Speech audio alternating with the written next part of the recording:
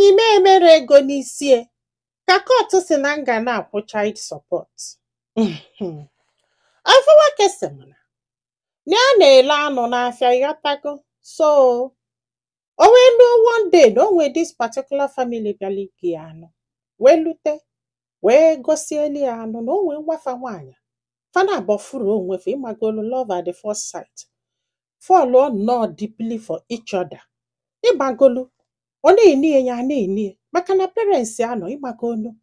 fancha niile ịmagolu na-aga ile onwefe anya ka parents ya ghara ịma ife na-eme mana fana abọfuru ofu ihe n'ime onwe ha.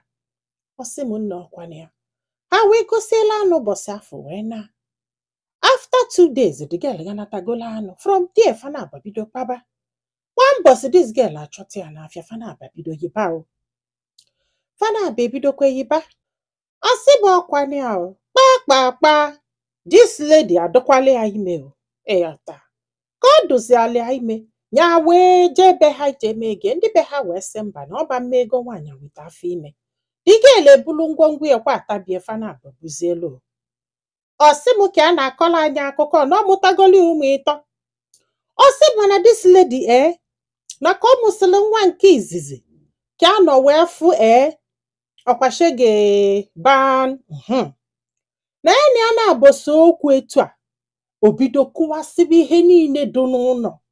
bido mebibi ife kulisibe everything. Ọ sị m nne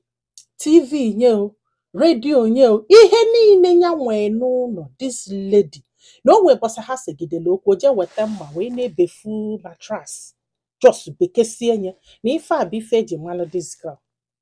Ọ sị m nne ya apa ihe nke a na ihe ekwerie n'oge ebido ụtụtụ nyogide onyinyo ka ọ na-anya onyinyo ka ọ na-ebu egwu na-ekwe ihe a wee bido wee na-eme affect na mental health ya like ya ebido na-enwe nsogbu ya luo n'afịa anya nọjusi arụ ndị mmadụ a na-ajụ ya ịghọta kịta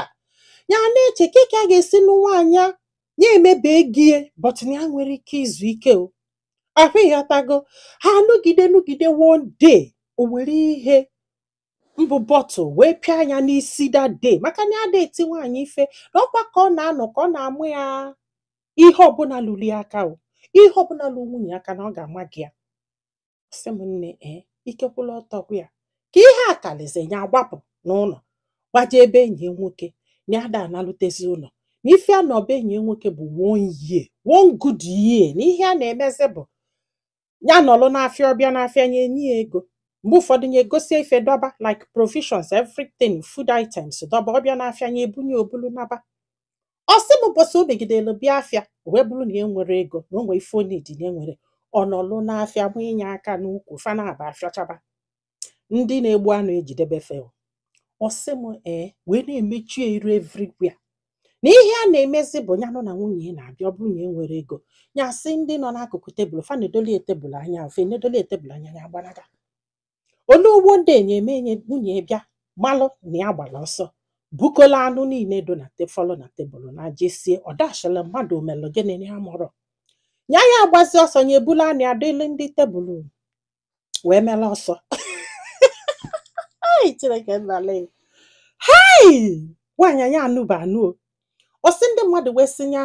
ya hapụ ya wee sị ha ya na hapụ ya na emere ego n'isi akwa ifugo.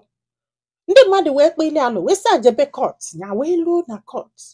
ewee nye nwunye akwụkwọ nwunye ekwele bịa ụgbọrọ na-atọ bifo ezije polisi wee kpọti o wee bịa ewee bido wee kpebe ewee jụba nwunye ife niile this man kwuru eziokwu. Ọ sị ya esi na eziokwu nọ maka na ọ na-akpasu ya iwu na ọ kpasu onye onye bido mebie ihe ife bikos na ya mara ife a ga-eme na ya ma ntị nwe ife nọ ife anya ga-abụ ya mebie owu tie that's why ya ji emebili ife. Ndị kọtụ si na ha funuru ụdị ha wee jụọ dị man si ya ka ego ole ka ime n'isi ọ sị na emere gie. So ndị kọtụ wee sị dị man ọ ga-anụ ọ sị na ya ada anọzi o mbonyanwa ewee jụọ dị ledi si na ya ka ga-anụ na aka lọvụlụ anya wee sị mba na ọ ga-egbu ya o na ya gbapụrụ n'ụlọ for 1 year maka mental health ya na ọ ga-egbu ya na ya chọrọzi. Ndị kọtụ wee decide ya wee sị na ọ bụgodu na ya ga-ahapụ ya na ya ga na-akwụcha support ewee gbakọsịa wee gbuo ego na ya ga na-akwụ n'isi ụmụaka na-atọ ha wee gbasa anụ ha ma sị na mgbasa ebe imere ego nwere ife idobe n'isi ọ bụrụ na mgbasa ka ọ bụ ọ sị bụ na the girl chefuzikwula onwe maka na ife ọ na-akpụ ya bụ di nyanwa na-akpụ ya nwunye and everybody si na fa na ụdị na nwunye. This lady wee dolu ụmụaka wee naba nya wee na-akpụ ya child support nya wee nọgide magolu a na-akali ụka ewee na-asị ya nwunye gị na-akwụ child support iwechighe go egie ya wee na-asị ndị mmadụ na emekwana ego n'isi ndị mmadụ wee na-asị ya na ọ bụrụ na emere ego n'isi na ụmụaka afọ abụrụkwa nke regardless na ya na-akwụ child support. Ọsị m na ike wee kwụrụ ọtọ wee kwụ ya na amara ife a ga-eme o na asị na child support ya na-akwụ na nwoke ọzọ nwekwara ike iklem this case like onye mee ego n'isi nwaanyị a mana ọ bụrụ na ya nụba this lady na ya ga-anwụ n'oge elugo na ya chọrọ ịnụ ya akwaghị ghọtago and etu ụfa gbasago na court na ya mara ma ya jee ebe nna ya ji ime egie ma ha ga-ekwekwe ka ya mee gie maka na olu ofu mbọsị ya wee fụ nwanne the girl na-afịa ka ọ bịara afịa ife na-abụ wee kenebe kenesie ghọtago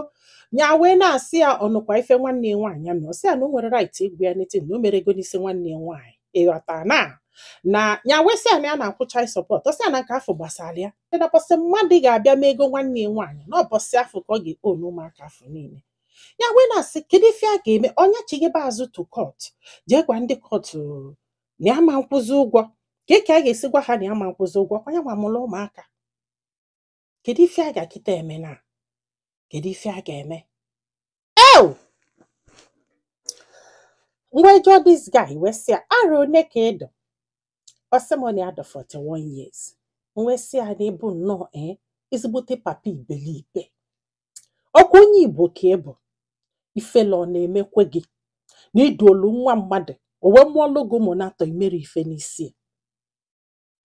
ịmalụ ile eju na-eji aga n'ogwu iweli eweje lachaba nwaanyị a ịlachata ya wee mee ego n'isi at least onwe ife ijete na all these years onye gbazikwa nkịta ụmụaka tosie fa chọba nna fa ịghọta kịta ma ọ bụ na mama fa ejiri ogbo na ncha wee saa afọ isi n'ebe ị nọ